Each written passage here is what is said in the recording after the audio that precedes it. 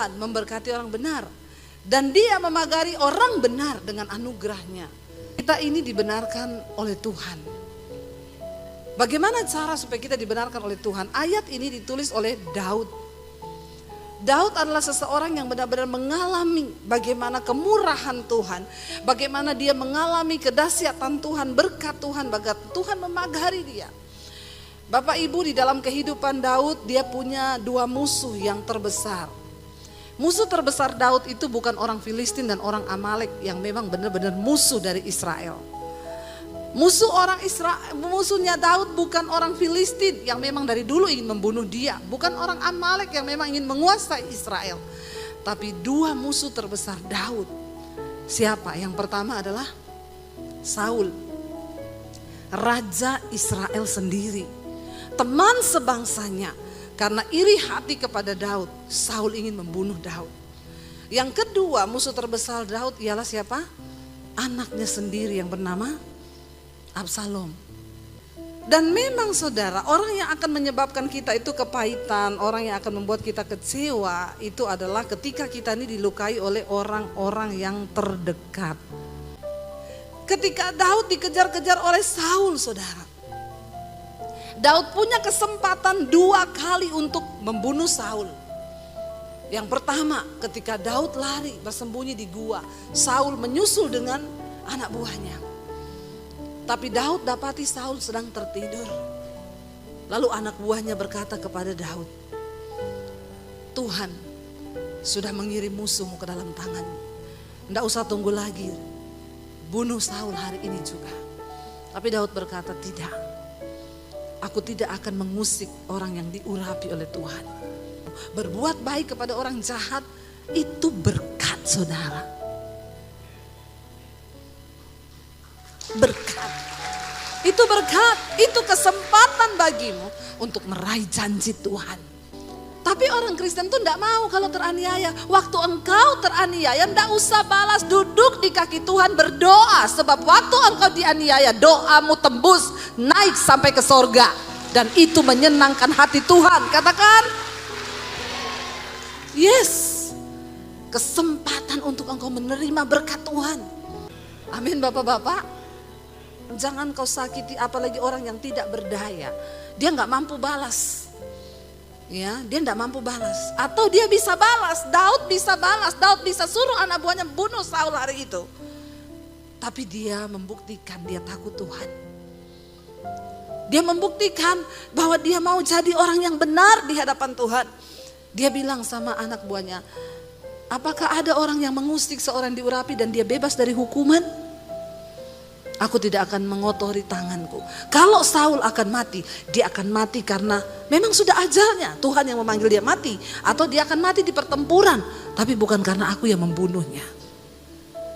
Sekalipun engkau punya kesempatan. Atau engkau lihat musuhmu sedang jatuh. Jangan bersuka cita. Supaya Tuhan tidak melihat itu dan menganggapnya sebuah kesalahan bagimu. Saudara, Daud buktikan. Daud bilang kepada anak buahnya, enggak usah. Ambil saja senjata Saul, kita bawa senjatanya. Besok paginya Daud berteriak kepada Saul. Lalu Saul berkata, apakah engkau itu Daud? Iya, ini senjatamu. Hari ini nyawamu berharga bagiku. Aku bisa membunuh engkau tapi aku tidak melakukannya. Daud bilang, siapa yang menyuruh engkau membunuh aku dan membenci aku begitu rupa? Jika memang Tuhan yang menggerakkan engkau untuk membenci aku, terpujilah nama Tuhan. Tapi kalau itu manusia, terkutuklah dia.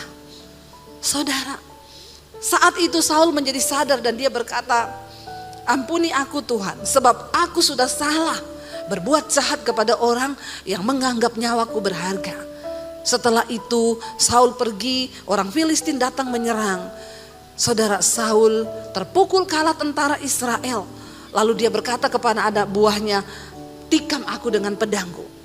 Anak buahnya berkata, aku tidak akan melakukan itu raja. Aku tidak mau ditangkap sama orang Filistin. Mereka tuh jahat, mereka pasti akan mempermainkan aku. Tikam aku dengan senjataku. Anak buahnya bilang tidak. Akhirnya Saul menancapkan pedangnya di tanah. Dan dia menjatuhkan diri di atas pedang itu, dia mati bunuh diri. Saudara, kefasikan pasti akan membuahkan maut. Jadi orang jangan jahat, amin. Tidak usah kau musuhi orang lain. Sekalipun orang itu berbuat jahat kepadamu, duduk di kaki Tuhan, tidak usah engkau marah. Saya pernah melepaskan pengampunan begitu berat bagi saya.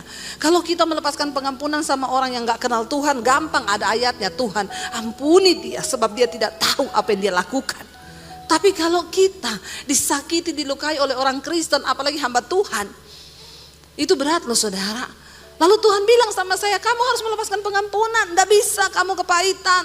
Ini adalah jalan bagimu menuju kepada kemuliaan. Saya bilang, Tuhan, saya harus mengampuni hamba Tuhan. Berarti saya harus merubah ayat, ampuni dia Tuhan. Karena dia tahu, tapi dia pura-pura tidak tahu apa yang dia lakukan. Tapi saya harus menjalani itu saudara.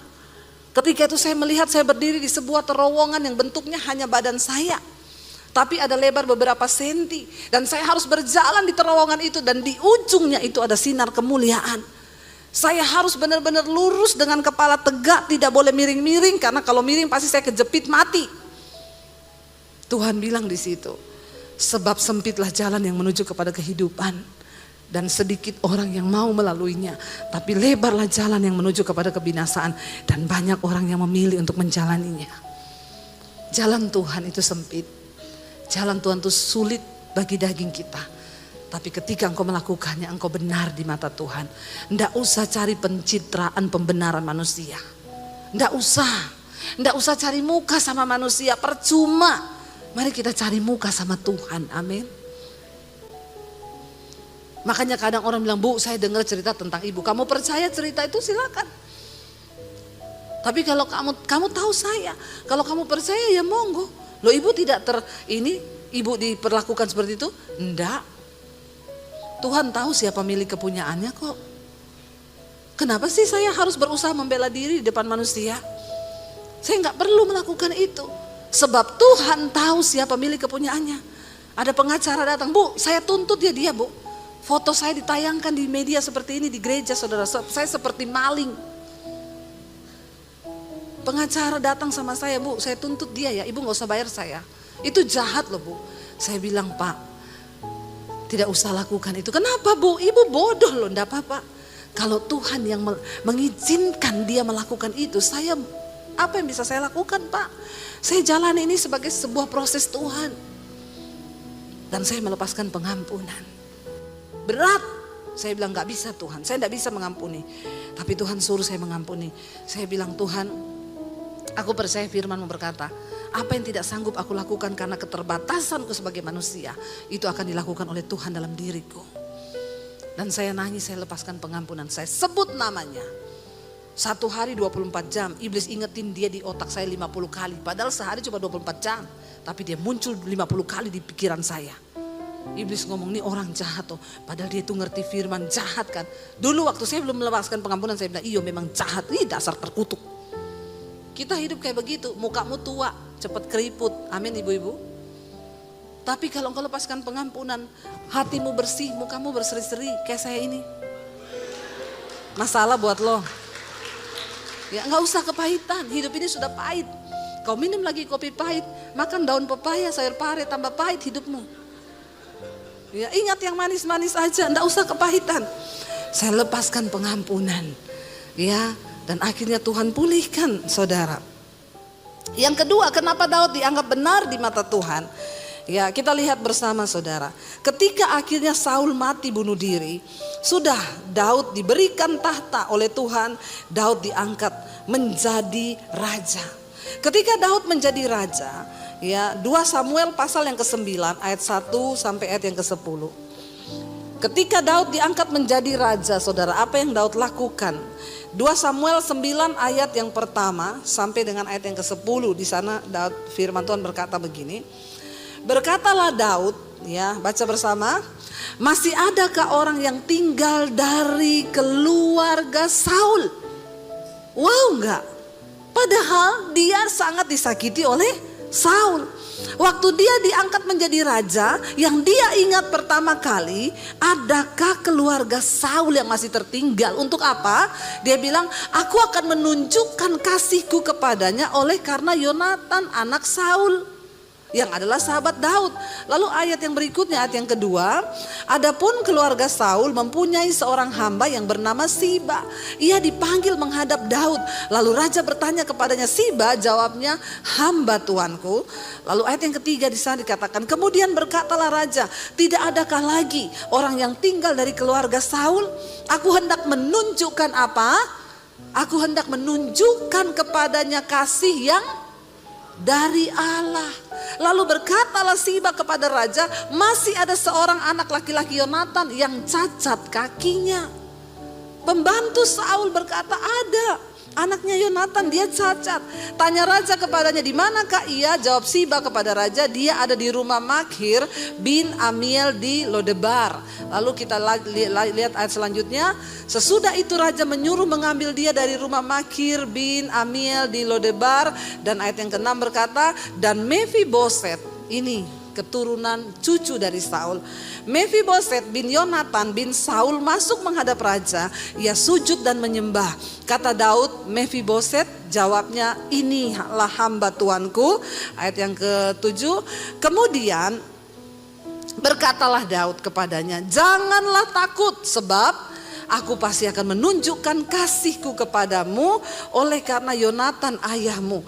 Aku akan mengembalikan apa saudara? Segala ladang Saul nenekmu, dan engkau akan tetap makan sehidangan dengan aku. Wow, saudara, ya, ini orang yang luar biasa.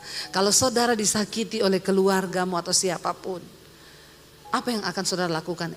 Jangan bergaul sama itu anak ya. Itu anaknya ommu kan, jahat itu. Nggak usah ya, 7 turunan kita putus hubungan. Hidupmu terkutuk. Orang Kristen sebenarnya engkau bisa menikmati banyak berkat Tuhan. Tapi kalau engkau hidup dalam kepahitan, engkau enggak mampu mengampuni, dan engkau tidak membalas kejahatan dengan kebaikan, maka engkau tidak akan pernah melihat berkat Tuhan di hidupmu. Alkitab berkata, kejahatan tidak akan pernah menang melawan kejahatan.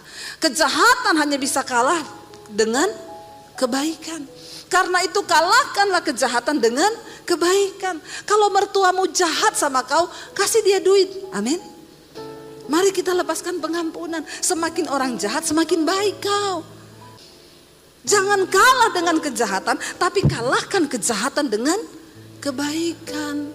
Ketika kita tahu kebenaran ini, mari saudara kita hidup jadi orang-orang yang hatinya bersih. Nggak usah ada kepahitan.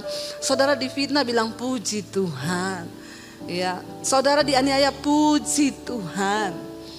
Lalu yang terakhir saudara, apa yang membuat Tuhan memperhitungkan Daud sebagai orang yang benar? Ketika akhirnya Daud sudah lulus dari ujiannya, Saul sudah mati, dia mengalami ujian yang kedua, yaitu anaknya sendiri yang bernama Absalom saudara. Ketika Absalom memberontak terhadap Daud dan mengangkat dirinya menjadi raja, Daud dan prajurit-prajurit yang setia kepada dia pergi terpaksa meninggalkan istana. Kenapa? Bukannya Daud tidak bisa membunuh Absalom, tapi Daud tidak tega membunuh anaknya sendiri. Akhirnya Daud meninggalkan istana, terlunta-lunta dengan para prajuritnya. Mereka menyeberang sungai Yordan, mereka bermalam di padang gurun. Susah enggak saudara? Saya yakin dan percaya pasti anak buahnya Daud itu sudah berkata gini, ini Daud ya, kita semua susah loh gara-gara Absalom. Sebenarnya bunuh aja Absalom itu selesai kan. Tapi Daud nggak melakukan itu. Daud tahu dia harus membayar harganya akibat dosa yang pernah dia lakukan. Dia selingkuh dengan Betseba dan dia membunuh Uria. Dan kutuk itu datang. Lalu Daud mau membayar itu, dia mau bertobat, dia mau tunjukkan kasihnya kepada Tuhan. Dan ketika Daud lagi dalam pelarian, kita lihat bersama 2 Samuel 16 ayat yang ke-7 mulai saudara. 2 Samuel pasal 16 ayat yang ke-7 saudara ya. Ada seorang perempuan yang bernama Simei ya, ini masih keluarga jauhnya Saul. Pada waktu Daud lewat dengan kelompoknya, Simei ini pada waktu itu mengutuk ya Daud dan gerombolannya. Kita mulai baca dari ayat yang ke-6 saja saudara ya. Dikatakan di sana begini ayat 6. Daud dan semua pegawai Raja Daud dilemparinya dengan batu perempuan ini. Ya, dilemparinya dengan batu sambil dia mengutuki. Walaupun segenap tentara itu semua pahlawannya berjalan di kiri kanannya, jadi mereka menghindari dia, tapi dilempari batu dia sambil mengutuki. Lalu ayat yang ke-7 berkata, beginilah perkataan Simei pada waktu itu, pada waktu ia mengutuk. Enyahlah, enyahlah engkau penumpah darah orang Dursila. Dia teriakin Daud, saudara. Ayat 8. Tuhan telah membalas kepadamu segala darah keluarga Saul yang engkau gantikan menjadi raja. Padahal Daud gak pernah bunuh Saul. Tuhan telah menyerahkan kedudukan raja kepada anakmu Absalom. Sesungguhnya engkau sekarang dirundung malang karena engkau seorang penumpah darah. Dia tahu Daud tidak membunuh Saul. Tapi dia mengutuki, dia berkata, dasar orang Dursila, syukur sekarang kedudukanmu diambil oleh anakmu Absalom. Saudara, ayat yang berikutnya berkata, ayat 7 di sana. Abisai anak buah Daud berkata begini. Lalu berkatalah Abisai anak Seruya kepada raja. Mengapa anjing mati ini mengutuki tuanku raja? Dia gak bilang lagi orang. Anjing mati. Di Alkitab seringkali dipakai istilah anjing mati, itu artinya apa? Tidak berguna orang ini. Udah anjing mati lagi. Anjing kalau masih hidup masih berguna. Bisa jaga rumah, ya. Tapi kalau anjing, sudah anjing terus mati, itu gak ada gunanya. Ini orang yang benar-benar sampah, saudara. Dikatakan, mengapa anjing mati ini mengutuki tuanku raja? Izinkan aku menyeberang dan memenggal kepalanya. Daud kalau lagi jengkel dan emosi dia bisa bilang gini, iya penggal lo. Dia berhak pada waktu itu, saudara, karena dia raja. Tapi Daud bilang apa, saudara? Kita lihat ayat yang ke-10, baca bersama. Tetapi kata raja, ya kata Daud, apakah urusanku dengan kamu, hai anak-anak Seruya? Biarlah ia mengutuki, sebab apa? Apabila Tuhan berfirman kepadanya, kutukilah Daud, siapakah yang akan bertanya, mengapa engkau berbuat demikian? Daud percaya semua yang terjadi atas hidupnya itu seizin Tuhan. Hari ini kalau engkau difitnah, itu seizin Tuhan. Hari ini kalau engkau diperkarakan, hari ini mungkin engkau sedang ada di dalam tekanan, hari ini orang sedang memfitnah engkau, itu diizinkan Tuhan. Makanya Daud bilang, kenapa? Apa urusanmu? Kalau Tuhan yang menyuruh dia mengutuki aku, kita mau buat apa? Apakah engkau berani bertanya kenapa itu Tuhan suruh? Lalu ayat yang berikutnya, saudara, dikatakan, pula, baca bersama ayat ini. Pula kata Daud kepada Abisai dan kepada semua pegawainya. Sedangkan anak kandungku ingin mencabut nyawaku. Terlebih lagi sekarang orang Benyamin ini. Biarkanlah dia dan biarlah ia mengutuk. Sebab Tuhan telah berfirman demikian kepadanya demikian. Ayat yang berikutnya 12, baca bersama. Mungkin apa? Tuhan akan memperhatikan kesengsaraanku ini dan Tuhan membalas yang baik kepadaku sebagai ganti kutuk orang itu pada hari ini. Tuhan sanggup mengubah kutuk menjadi berkat. Waktu engkau berespon dengan benar, Tuhan ubah kutuk menjadi berkat. Daud bilang, "Ndak apa-apa. Mungkin lewat dia mengutuki aku dan aku ndak balas. Tuhan akan memperhatikan kesengsaraanku." Saudara, kenapa ujian Tuhan izinkan terjadi? Tuhan ingin mematikan semua kedagingan kita. Tuhan ingin kita benar-benar berserah kepada Dia. Tuhan ingin kita percaya bahwa semua yang terjadi di hidup kita adalah karena kedaulatan Tuhan. Kita mau bilang di hadapan Tuhan, Engkaulah Tuhan, Engkaulah Raja dalam hidup kami. Engkau yang berdaulat atas hidup kami. Ajar kami Tuhan. Kami mau hidup melakukan semua kebenaran-Mu